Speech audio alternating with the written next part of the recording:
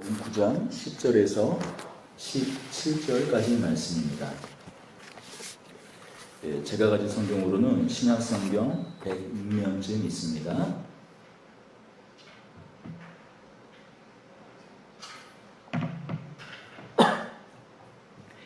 교독하겠습니다. 제가 먼저 읽겠습니다. 사도들이 돌아와 자기들이 행한 모든 것을 예수께 여쭈니 데리시고 따로 벳세다라는 고을로 떠나 가셨으나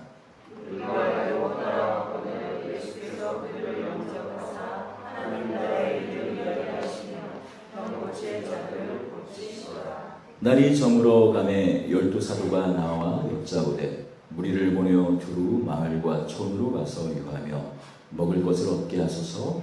우리가 있는 여기는 빈들이니이다. 예수께서 이르시되 너희가 먹을 것을 주라 하시니 여짜오되 우리에게 떡 5개와 물고기 2마리밖에 없으니 이 모든 사람을 위하여 먹을 것을 사지 아니하시고는 할 수 없사옵나이다 하니 이는 남자가 한 5,000명 되밀어라. 제자들에게 이르시되 때를 지어 한 50명씩 앉히라 하시니 제자들이 이렇게 하여 다 앉히시고 예수께서 떡 5개와 물고기 2마리를 가지사 하늘으로 축사하시고 떼어 제자들에게 주어 무리에게 나누어 주게 하시니 먹고 다 배불렀더라. 그 남은 조각을 12바구니에 거두니라. 아멘.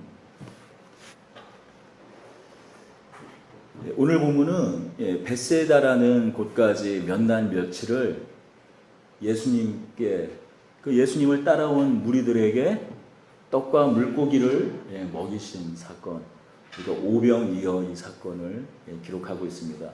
이 교회를 안 다니는 분들도 이 오병이어는 다 알아요. 왜 선명하게 기억에 남을까요? 배고픈 것에서 벗어나는 일이지 않습니까? 가장 현실적인 문제, 배고픈 것에서 벗어나는 일이기 때문에 이 교회를 안 다니는 분도 크리스마스만 아는 것이 아니라 이 오병이어 사건은 예수님께서 행하신 그 대표적인 기적의 사건인 걸 알죠. 누구나 원하는 이 배고픔에서 벗어난 사건, 이것이 가진 좀 의미를 좀 오늘 살펴보는 게 오늘 말씀의 내용입니다. 예수님께서 저녁이 다 되도록 무리에게 하나님 나라의 일을 전하시고 하나님 나라의 복음을 선포하시고 각종 병자들을 고치셨어요. 이제 저녁이 됐습니다. 그러니까 제자들이 나와서 얘기합니다. 예수님, 이제 해도 저물고 사람들은 먹을 것도 다 없고 하니 마을로 가서 각자 흩어져서 먹을 양식과 또 잠자리를 구하게 해야 되지 않겠습니까? 하자 예수님께서 너희들이 먹여라. 아니 우리는 지금 다 여기를 다 찾아봐도 이곳에는 떡 5덩어리와 물고기 2마리밖에 없습니다. 그러자 가져오게 하셔서 축사 들어 하늘에 오르시고 감사의 기도를 하시고 제자들이 나누자 모르겠어요. 이게 도대체 순간적으로 떼자마자 다시 솟아나서 볼록하고 했는지 아니면 뭐 바구니에 있는데 꺼내도 계속 거기 생겼는지 뭐 거기까지 성경에서 말하지 않고 있어서 이 나머지 부분은 뗐더니 이렇게 하나씩 떼서 주니까 부풀어 올랐는지 영화마다 조금씩 이제 아마 갑자기 상상이 또 되는데요.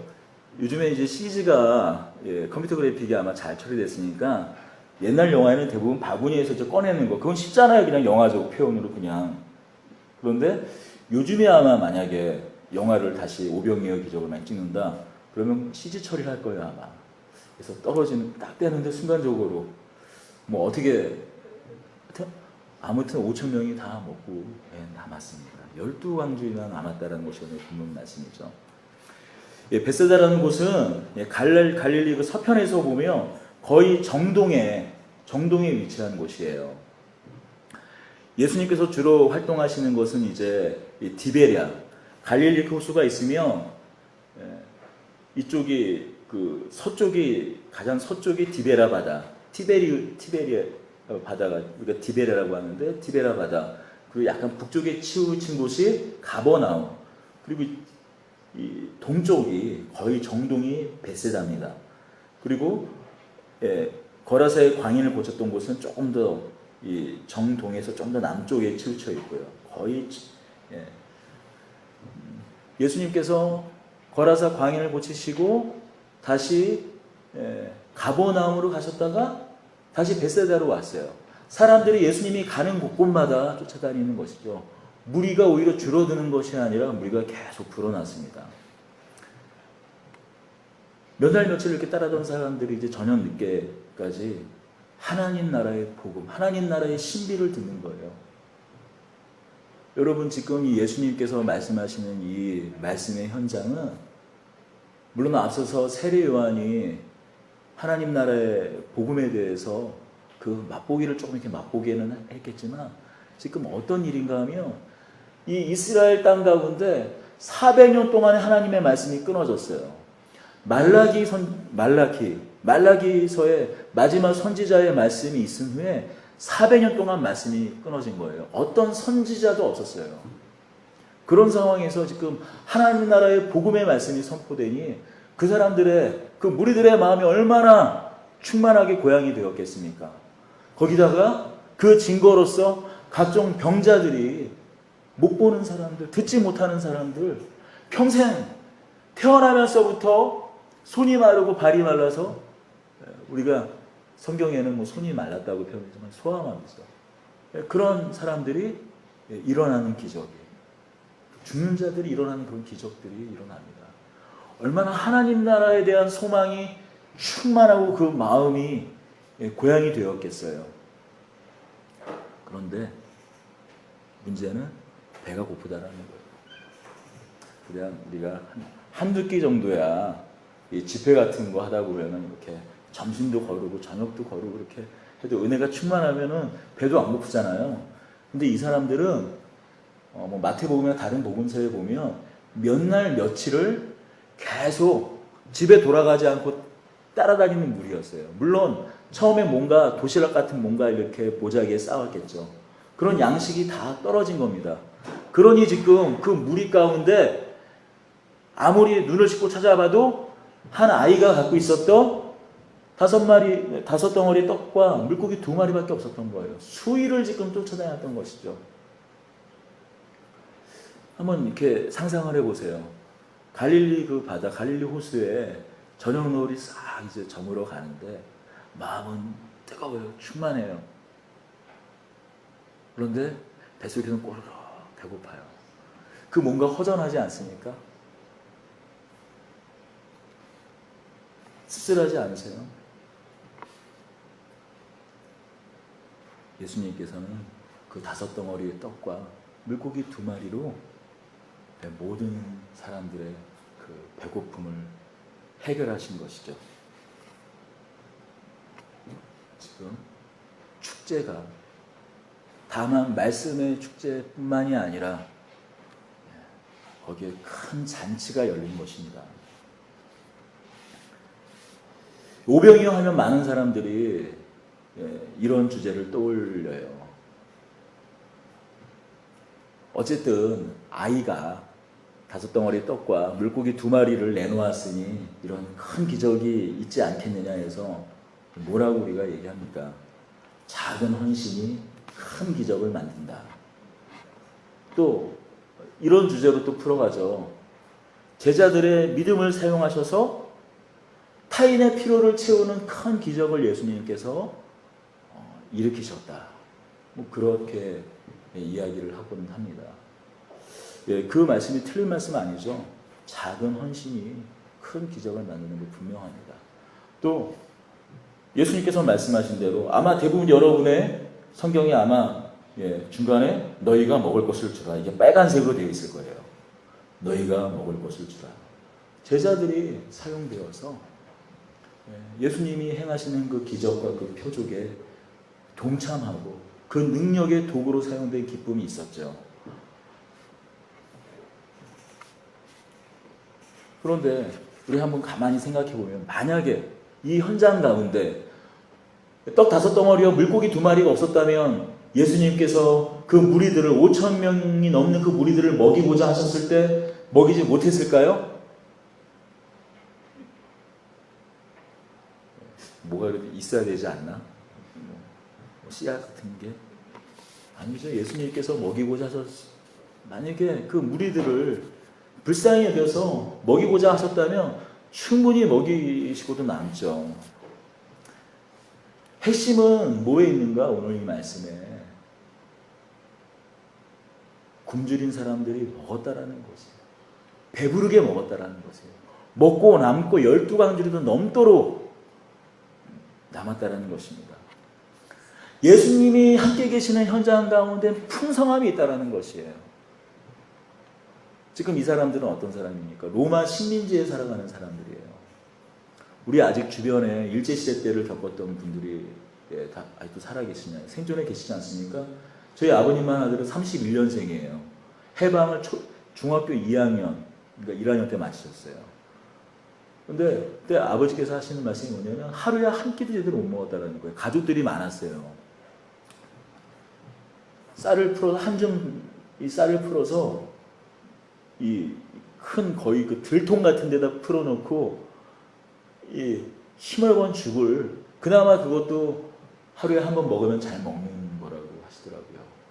로마 식민지에 살고 있습니다. 당시에 로마가 이스라엘 백성들에게 수탈했던 것들을 이제 기록에 남는 것을 보면, 그냥 평상시에 늘상 와서 로마 군인들이 착취하기도 하고 세리들이 또 가져가고 실제로 뭐 농사를 짓는다 그러면은 남는 것이 5분의 1 정도도 채 안 남는 거예요. 그러니 그 많은 사람들이 보통 가족도 좀 많이 나요 당시에. 얼마나 평상시에도 배불리 먹었겠어요. 더군다나 몇 날 며칠을 이 따라온 무리들이 얼마나 배고팠겠습니까? 그나마 가지고 온 양식도 다 떨어졌을 때 예수님께서 풍성한 잔치를 여신 것이죠. 배고픔의 회복, 그 잔치가 회복된 것입니다.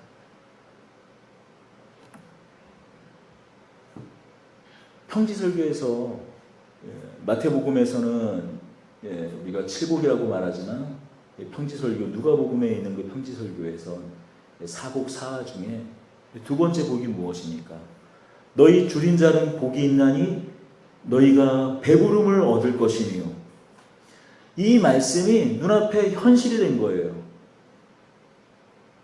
너희 줄인 자는 복이 있나니 너희가 배부름을 얻을 것이니요. 그러니 너희 가난한 자에게는 복이 있나니 하나님의 나라가 너희 것이며 그 들판 가운데서 하나님 예수님께서 전한 하나님 나라의 복음이 그냥 공수표가 아니라 실제라는 것을 이 표적을 통해서 나타나 보이신 것이죠. 여러분, 그리고 이 현장에 있던 이 수천 명의 사람, 이 5천 명이 넘는 이 사람들은 이 떡을 먹으며 이 물고기를 먹으며 어떤 생각을 했을까요? 이들의 생각은 어디로 향했을까요? 아마도 1500년 전으로 그들은 그 생각이 아마 마치 타임머신을 타고 가는 것처럼 모세가 이스라엘 백성들이 출애굽을 건너서 홍해를 다시 건너 광야에 이르렀을 때 그들의 양식이 다 떨어졌을 때 하늘에서 내리던 만나를 생각하지 않았을까요? 심지 않았을 때 하늘에서 하나님의 은혜 가운데 내렸던 그 만나를 먹었던 바로 그 현장, 성경 말씀에서 모세의 오경에 기록된 그 말씀이 자신들의 눈앞에서 지금 벌어지는 것을 지금 경험하는 것이죠.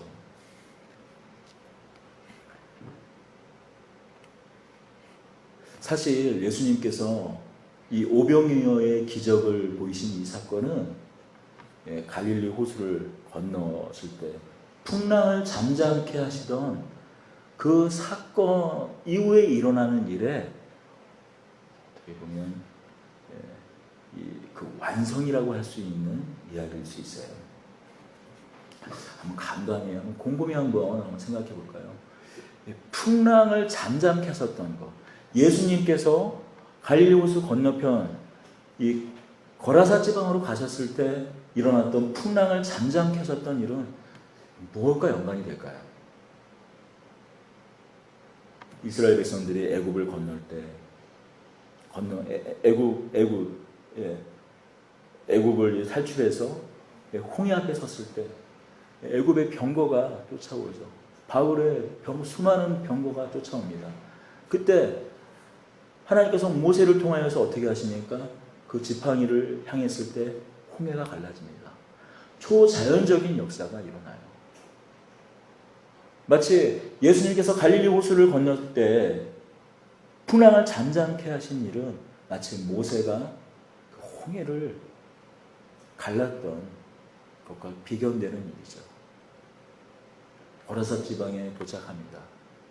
귀신 들린, 군대 귀신 들린 그 광인에게서 군대 귀신을 쫓아내요. 그건 어떤 일을, 어떤 맥락으로 이어질 수 있을까요? 이스라엘 백성들이 모두 홍해를 건너갔을 때 어떤 일이 일어납니까? 애굽의 병거가, 수많은 애굽의 군대가 쫓아오지 않습니까? 그 갈라진 홍해를 뒤이어 쫓아오잖아요. 그때 어떤 일이 일어나죠? 갈라진 홍해가 다시 덮여서 애굽의 병거, 애굽의 군대가 다 수장되죠.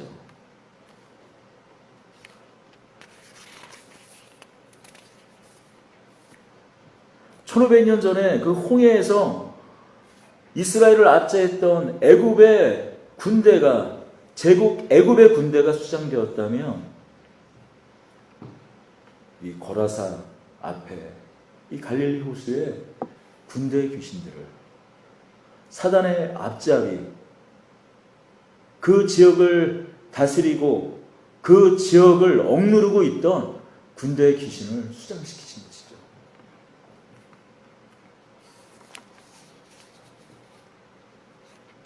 그리고 이어서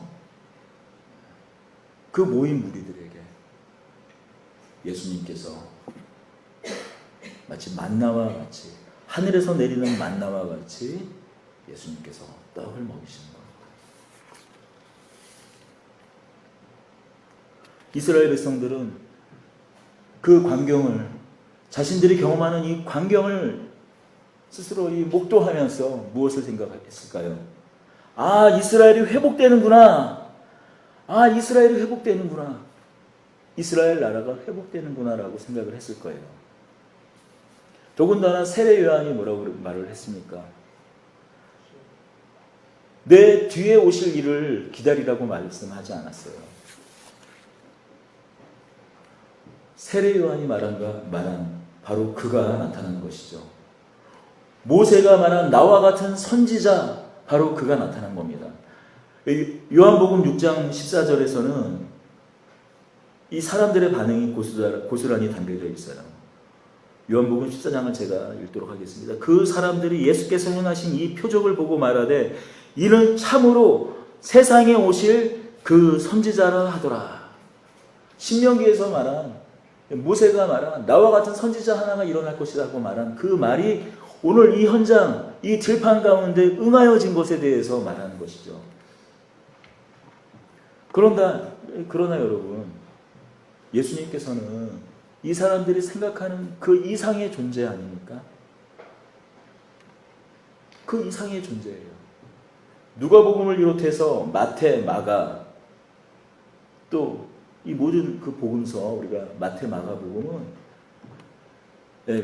이 현장을 비슷하게 축제의 모습으로만 그리고 있어요. 그런데 이 요한복음에 축제의 뒷이야기가 나옵니다.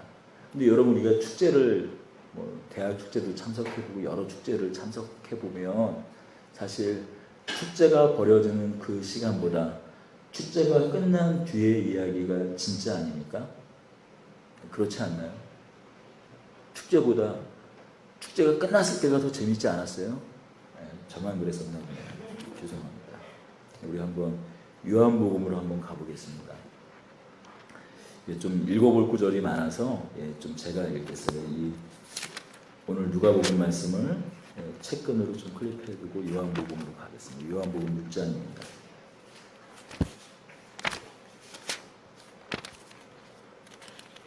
25절부터 16 요한복음 6장 25절부터 53절까지를 좀 제가 좀 빨리 읽을게요.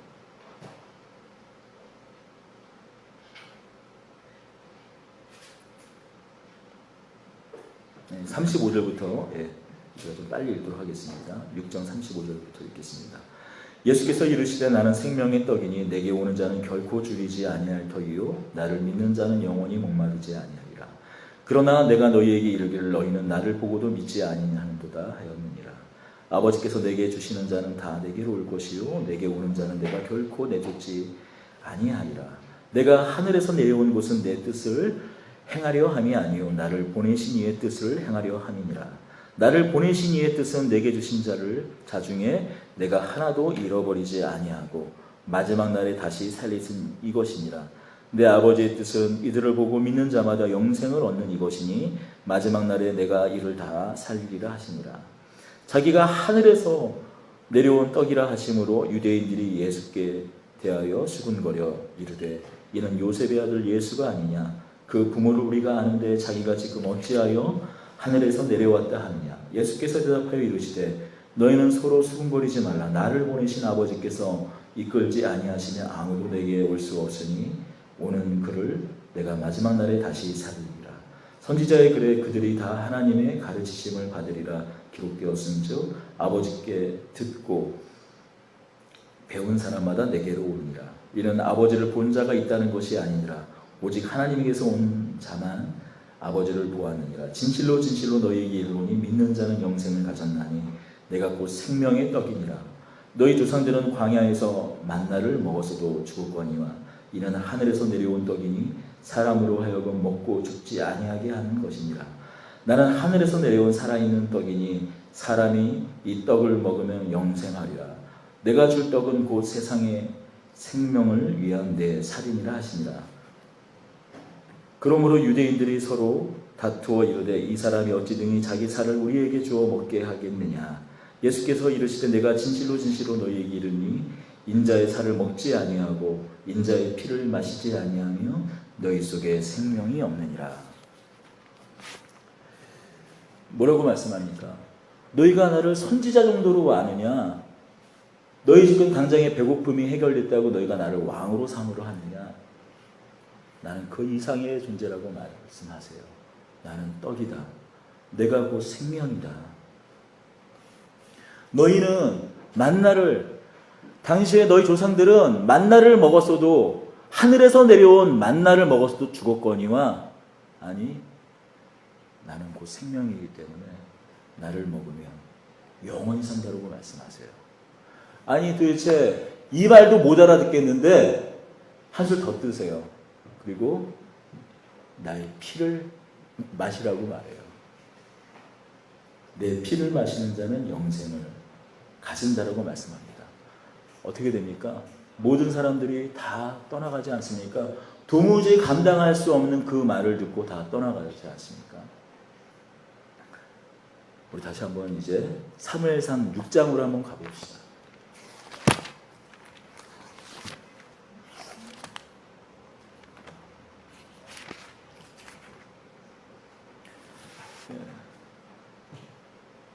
사무엘상 6장 4장부터 시작해서 이스라엘과 블레셋과의 그 전투에서 이스라엘이 3,000명이 죽자 언약궤를 실로에 있던 성막에 있는 언약궤를 가져가서 블레셋과 싸우지만 어떤 일이 일어납니까?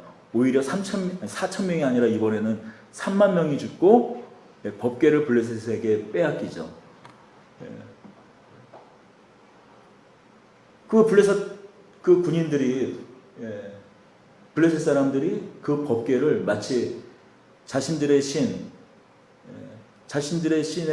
마치 그 노예물과 같이 그들의 신전에 갖다 뭅니다. 다곤 신전에 갖다 놓죠. 왜냐하면 다곤 신이 여호와를 이긴 거니까요. 하나님을 이긴 거니까요. 그런데 어떤 일이 일어나요? 그 다음날 아침에 보니까 목이 잘립니다. 그 다음날에 또 보니까 손이 잘리죠. 깜짝 놀라서 뭔가 이 불길한 뭔가를 느끼고 가드라는 도시로 이 언약궤를 보냈더니 이번에는 악성 종기가, 독종기가 퍼지는 거예요. 그래서 또 감당을 못하니까 어떻게 해요? 이번에는 에그론으로 보내죠. 계속 종기가 퍼져나갑니다.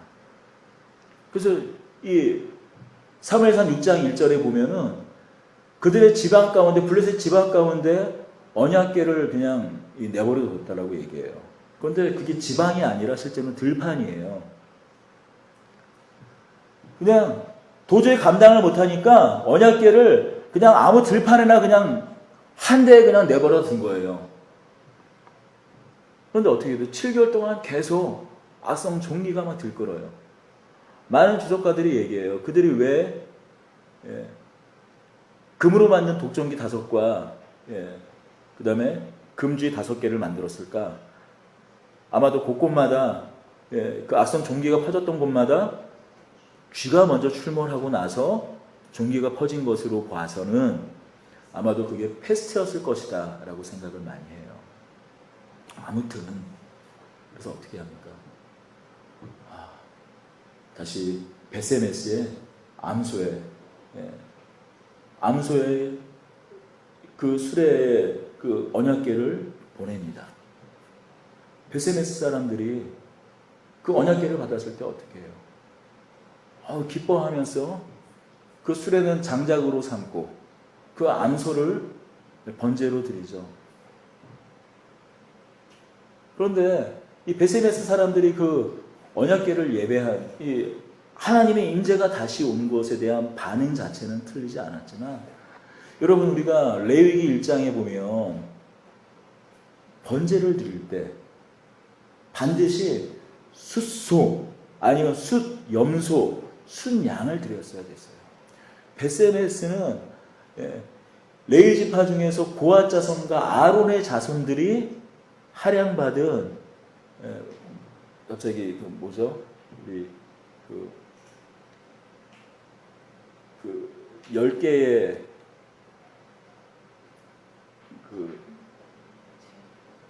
우리가 레위 지파나 아론의 제사장들이 받은 도피성 맞다.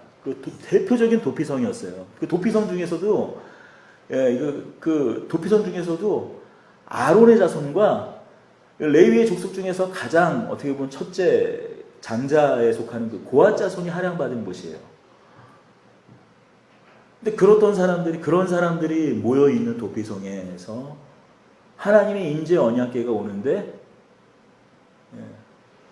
그것도 거저 얻은 자신들이 키운 가축이 아니라 거저 얻은 암소와 그 나무 장작 그거 수레를 패가지고, 아니 베세메스 땅에는 나무가 없어서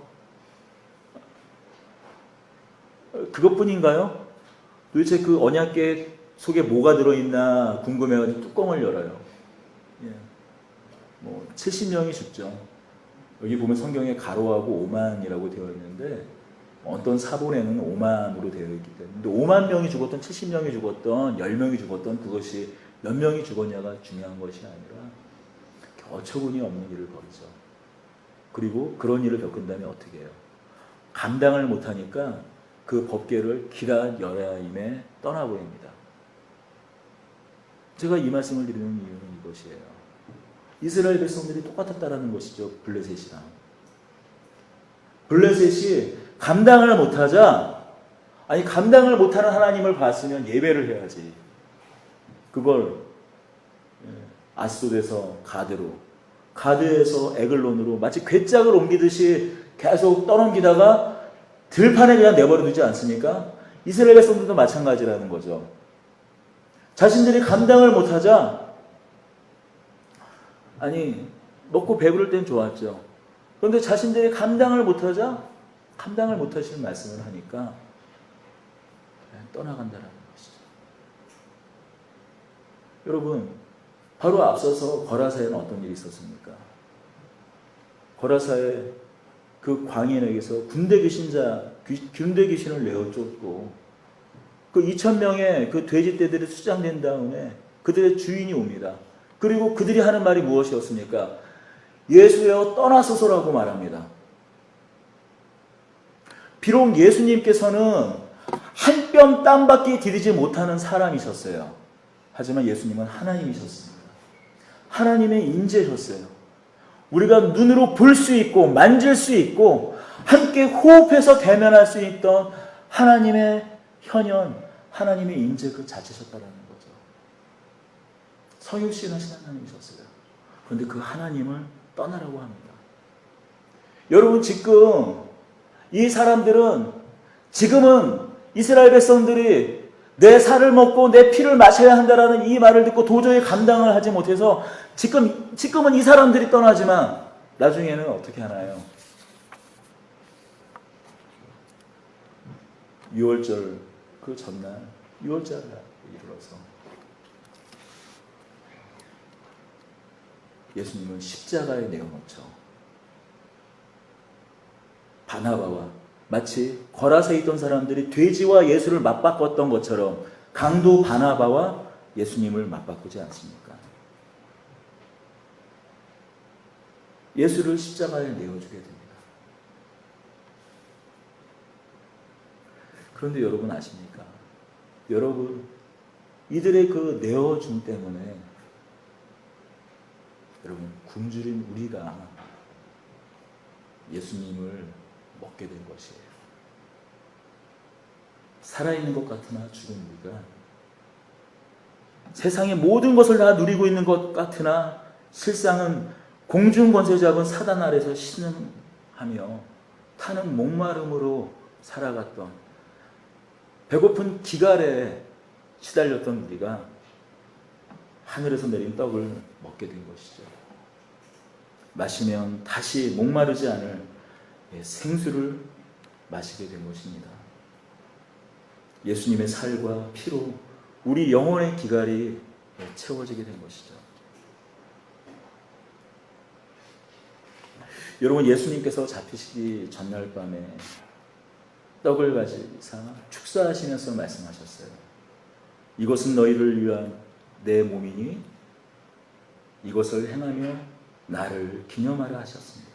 또 식후에는 그와 같이 잔을 가지고 이르시되 이 잔은 내 피로 세운 새 언약이니 이것을 행하여 마실 때마다 나를 기념하라고 하셨습니다.